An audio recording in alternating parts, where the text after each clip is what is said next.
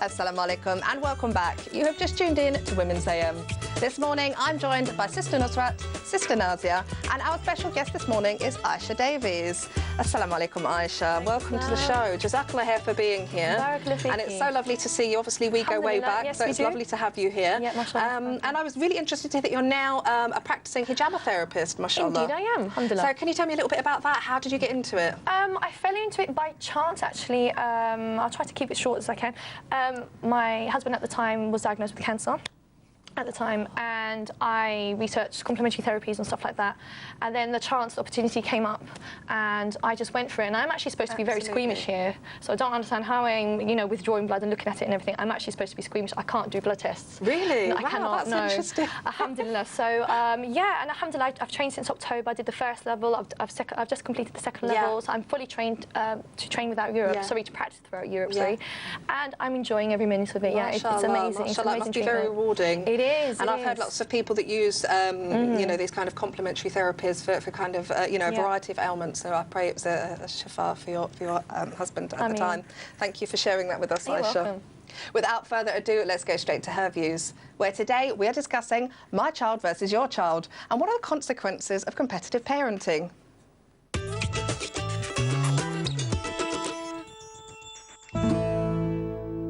In the hectic world we live in, competition seems to surround us.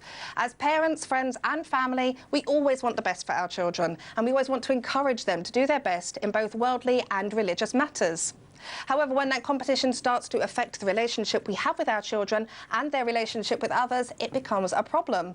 What does Islam say about the nature of competition, and how can we ensure that children don't get affected by this?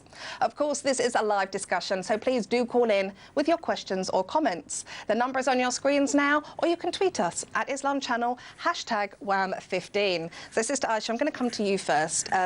Obviously, you've got two children, mashallah. So, you know, where does this competitive nature come from? You know, why do we kind of have this way of thinking? I think on a personal level, on an individual level, it's more to do with how we're brought up, I think, and the influence we had from our peers and from our parents. For me personally, I have to actually say I didn't have that much of a pressure put on me as a child. Alhamdulillah, I was quite academic anyway, so I did pretty well throughout school without anyone needing to push me, alhamdulillah. But I really do think that's where it stems from. I think we pick up a lot of our traits from our parents, and therefore it moulds our character and ways of thinking toward it. Yeah. You know, it's funny actually, because my parents weren't really that competitive when it came to kind of any of us, me or my brother or sister, but I'm completely the opposite, I have to be honest. You know, I'm like with my daughter, you know, you have to be doing this, you have to know this. You know, so I think it's funny, isn't it? But I think, you know, as parents we do kind of get drawn into this, and I promised myself I wouldn't, but somehow I still have.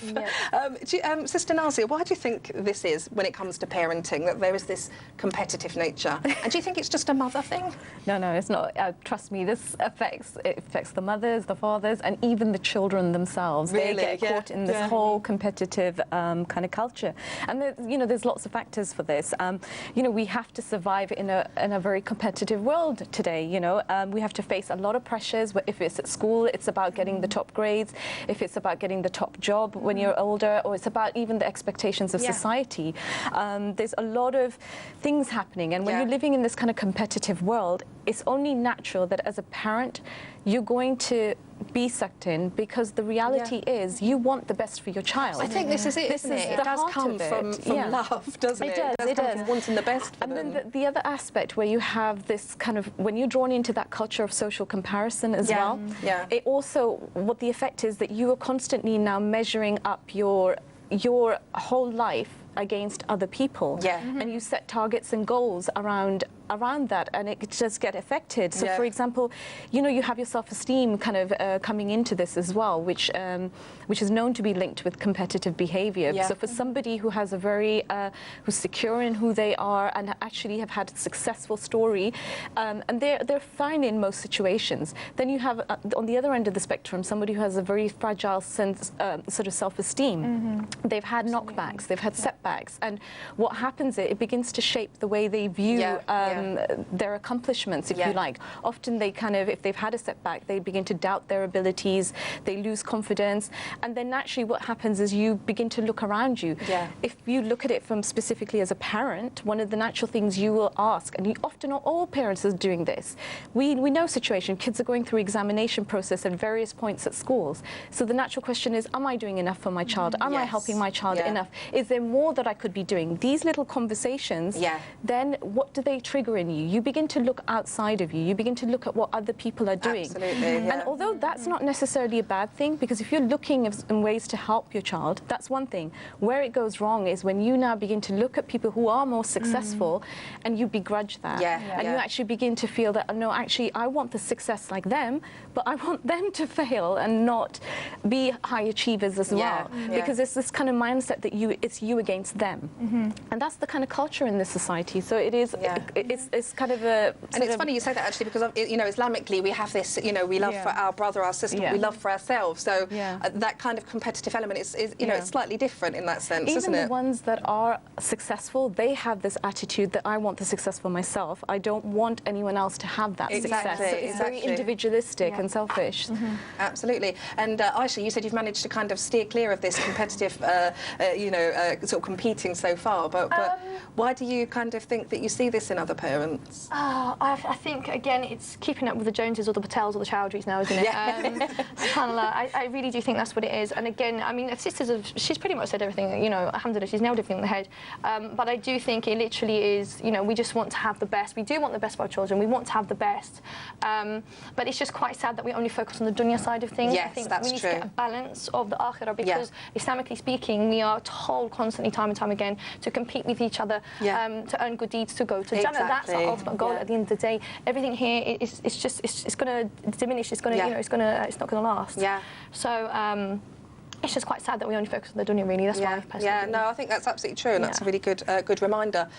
Sister Nusrat, what do you think the, you know, the kind of, one of the byproducts, if you like, can be of instilling this competitive nature in children? Because it, you know, it kind of has a knock-on effect for parents and society as well. There is an issue that when competition does happen, it does have byproducts which affect the child and those around them, including parents, associates, peers, both on an individual and collective level. We find that self-confidence of a child, the self-esteem, where they attach their self-worth to doing well or to winning. And if they aren't doing that, then they're a loser or they're not successful. And if the child manages to win, they kind of assume a sense of superiority. They always feel the need to be superior.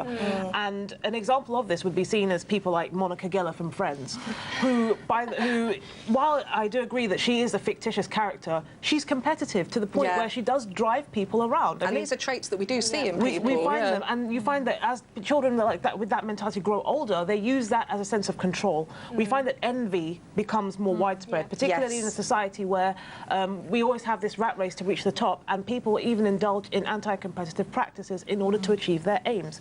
The psychologist Alfie Cohen, who's the author of the book No Contest, The Case Against Competition, even cites that in a competitive culture, a child is told they're not good enough, and because of that, they must triumph over others. And the more he competes, the more he feels the need to feel good about himself. And through this, we use it as a means of damaging the confidence of other people. And sadly, even within the Muslim community, I'm going to have to be honest about it, some people have used competitive practices such as dark arts in order to advance their aims, which is completely un-Islamic. And we find the lack of balance in lives as well. When you focus too much on the dunya aspect, you find that your spirituality is neglected, and you find that the diseases of the heart become more apparent, and they begin to permeate and manifest in bad actions in order to attain the top position. Absolutely. I think that's absolutely true. And I really liked what you said about, you know, competition very often becomes a way of, you know, knocking the child down rather than building them up to encourage them. I think that was a really good point.